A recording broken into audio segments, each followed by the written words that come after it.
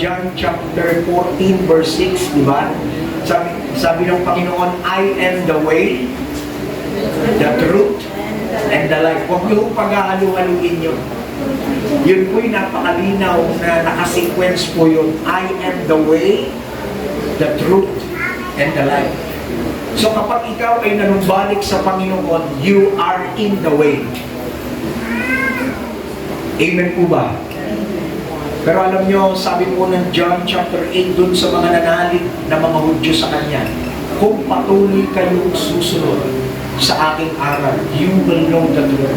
So after the way, ang pangalawa po, the truth. Dapat in your relationship sa Panginoon and everyday ng buhay mo sa Panginoon, laging naa-unveil sa iyo yung mga katotohanan ng Panginoon. Dahil alam niyo, susunod doon, He is the way, the truth, at ito po yung masarap. Hindi po ito, humihinga ka lang. Kapag kagising mo sa umaga, meron kang buhay. Hindi po yun yun. Hello? Hello? No? Yun po yung tinatawag na God kind of life, mga kapatid. Amen? Kaya, I tell you, maging excited po kayo sa inyong buhay mananampalataya. Ito po yung sinasabi ng marami nang kayo'y na born again, hindi po ito religious. No? Akala natin, pag sinabing hindi religious, hindi ka sumasamba sa Diyos. Hindi lang po yun, mga kapatid.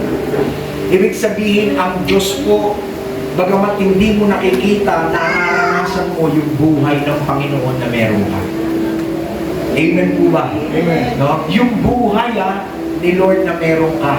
Pag binasa niyo sa John chapter 15, what kind of life na meron yung Panginoong Yesus na siyang binigay sa atin, sabi niya, pinakita niya, yung unang Adan ay binigyan lang ng buhay. Pero yung ikalawang Adan, which is Jesus Christ, sabi niya, yun yung buhay na nagbibigay ng buhay. Amen. Wow! Nandiyan po kayo.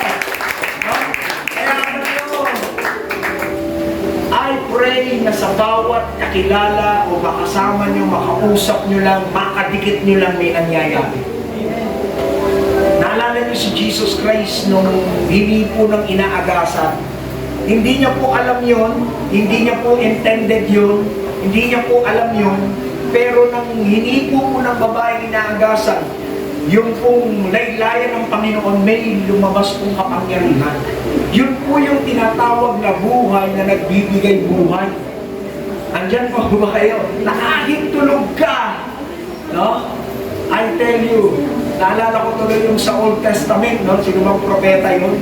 Na yung kanyang bangkay, no? Nahulog dun sa, no?